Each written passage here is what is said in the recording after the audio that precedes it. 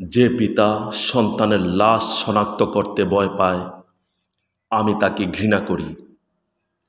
যে ভাই এখনো নির্লজ্জ স্বাভাবিক হয়ে আছে, আমি তাকে ঘৃণা করি। যে শিক্ষক, বুদ্ধিজীবী, কবি ও কেরানি প্রকাশ্য পথে এই হত্যার প্রতিশোধ চায় না, আমি তাকে ঘৃণা করি।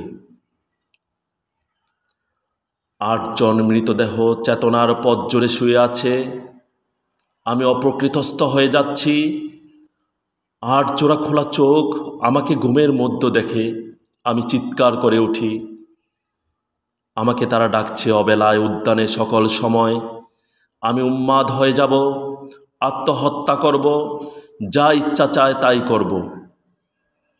কবিতা এখনই লেখার সময়।